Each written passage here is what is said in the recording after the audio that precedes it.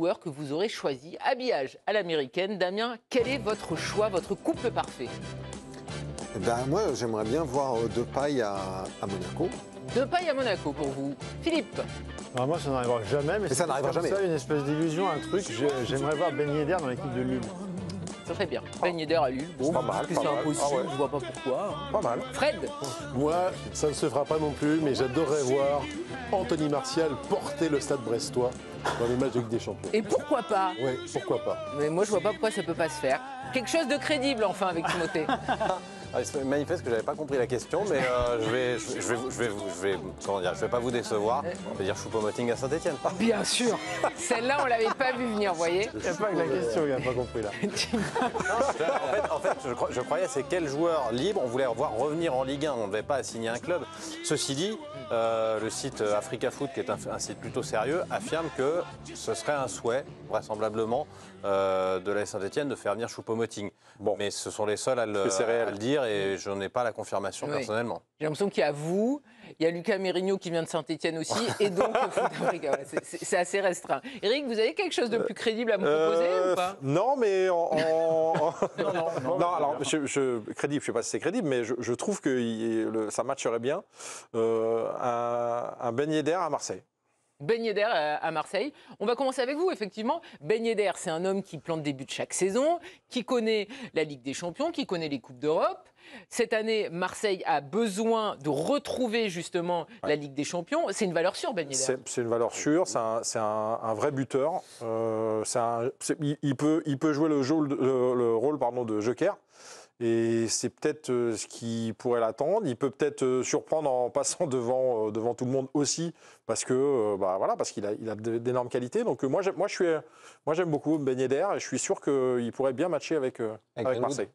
On rappelle que Greenwood a été recruté, mais que Moumbagna est blessé et qu'il y a une pourquoi vous me regardez comme ça? Mais je suis d'accord avec vous. Et qu'il y a une possibilité de recruter un autre numéro 9. Vous êtes d'accord avec moi? Ça, c'est une bonne nouvelle. C'est même un bon point. Tout à fait. Très content de ça. Alors vous m'aviez proposé... Anthony Martial. Ah, oui.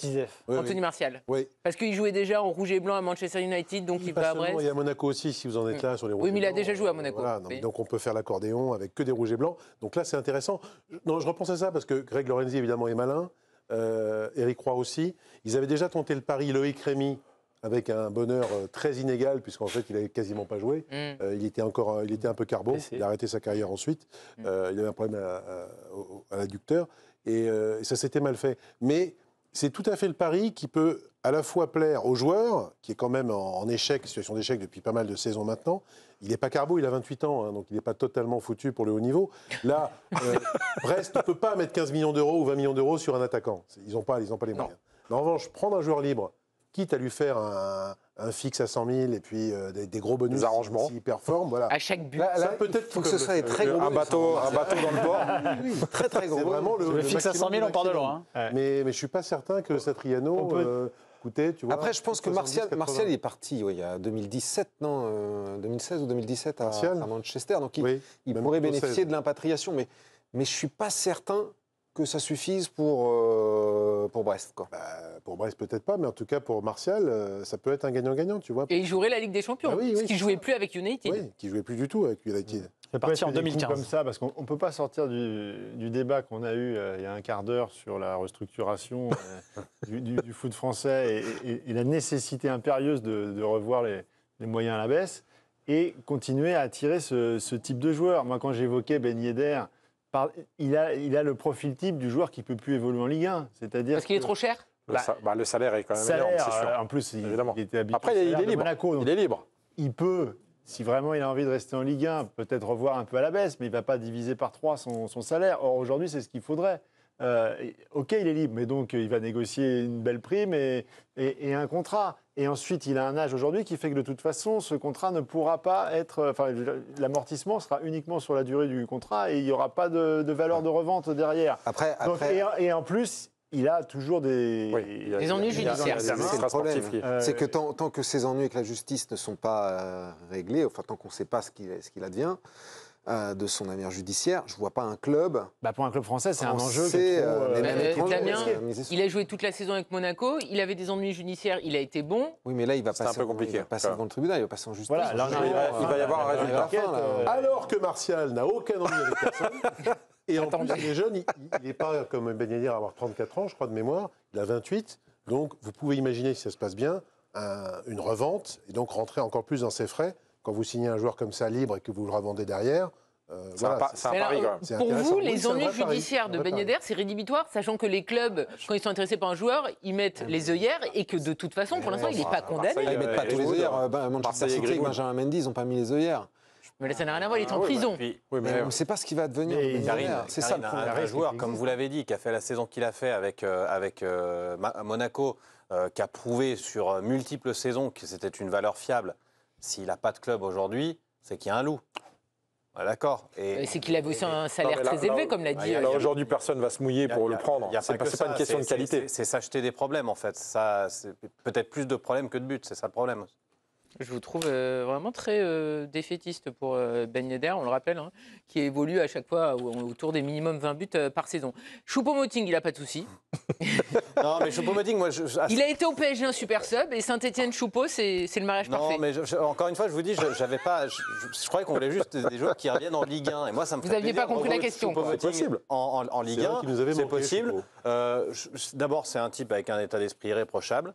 J'ajoute qu'avec le Cameroun, même si l'état de la sélection déliquescente avec les atermoiements entre Eto'o et Marc Brice fait un peu peine, mais il y a quand même une Coupe d'Afrique des Nations qui arrive en janvier 2026. C'est pas dans si longtemps que ça, hein, c'est dans 1 an et demi. Voilà, moi je serais pas complètement surpris qu'il cherche pas un dernier défi pour maintenir sa place en sélection.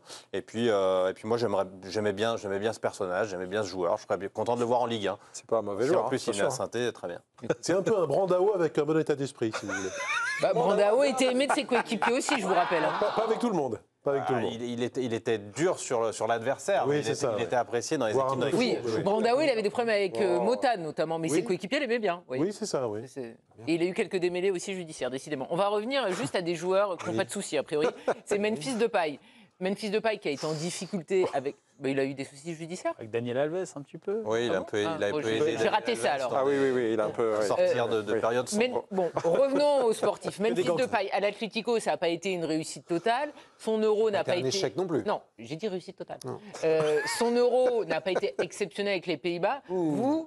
Alors, il a été parfait, son euro aussi. C'est pas mal. Il a été titulaire à tous les matchs. Il les emmène en quart de finale. C'est lui qui met la passe D contre la Turquie. Ouais. Il est à 2 doigts d'être dans l'équipe type, si je vous écoute. Écoutez, il se trouve que, comme par hasard, les Pays-Bas, qui vont quasiment au bout, quand est-ce qu'ils perdent? C'est en demi contre l'Angleterre, quand il se blesse à la demi-heure de jeu et qu'il sort. D'accord, alors il a été exceptionnel. C'était l'Angleterre. C'était l'Angleterre. Je n'ai pas dit qu'il avait été mauvais. À l'Atlético avec les Pays-Bas, ça reste quand même un sacré buteur. Monaco a perdu son buteur, Ben Yedder. Il est étranger.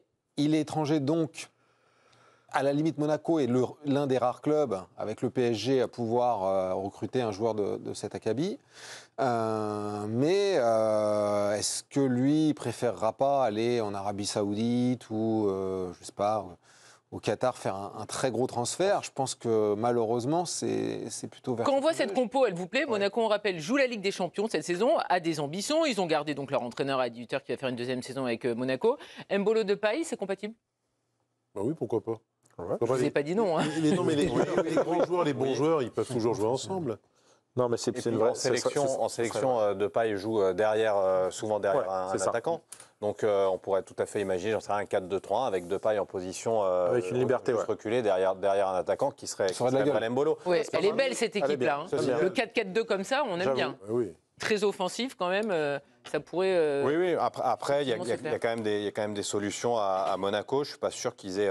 Alors oui, effectivement, ça s'appelle une opportunité de marché, hein, quand il y a un joueur comme ça qui est... Après, je ne sais pas si c'est la politique de Monaco de mettre d'aussi gros salaires, d'investir sur un joueur aussi. Ils ont du monde devant, parce qu'il y a quand même toujours Balogun, même s'il n'a pas donné satisfaction. Il y a celui dont le nom commence par Oui, qui vient de Royal Antwerp. Georges Ilénichine. Voilà. Georges, comment? Il est Nikiner. Il est Nikiner. Oh, joli. Joli ton Nikiner. Bravo. Il maîtrise. On voit là sur les images un Depay avec Schneider qui, lui, s'était raté à Nice. Il va avoir besoin de temps de jeu, mais c'est vrai qu'il y a aussi la volonté de faire monter en puissance Balogun après une première saison un peu compliquée. Mais le potentiel est là pour ce joueur. Et il y a aussi une logique à vouloir insister avec lui. Est-ce que c'est un environnement qui pourrait correspondre à Depay? Alors Depay adore Monaco. Oui. Monaco. Oui, ça, Monaco et Cannes, il aime bien les vacances. Il s'entraîne actuellement. Oui, oui. Ah, ça, il adore. Donc, Oui. C'est ça, il est connu à Monaco et à Cannes. Retour en Ligue 1, ça peut se faire. Paraître quand même un déclassement quand tu es parti en Liga, tu as fait Barça, Atlético. Ouais, après, il ne va pas aller au Real Madrid, quoi. Suffit de demander. Ni à l'Inter Milan. On est d'accord qu'il a... Vous voyez, il a des conditions d'entraînement exceptionnelles à côté du port de Monaco. Juste à côté. Magnifique. Il n'a plus qu'à monter à la turbie et il signe. Du réfait. Bah voilà. Ah bah écoutez, trouver Monaco, il est déjà sur place, donc tout va bien. Tu peux discuter facilement déjà. Il est là motivé. Je ne sais pas pourquoi on s'accroche derrière lui, mais... Effectivement. Et on rappelle aussi qu'Adrien Rabiot, donc notamment, est toujours libre de tout contrat. On en a parlé hier, mais vous n'étiez pas là. C'est surprenant. Vous voulez le voir où, Rabiot, en 2 mots?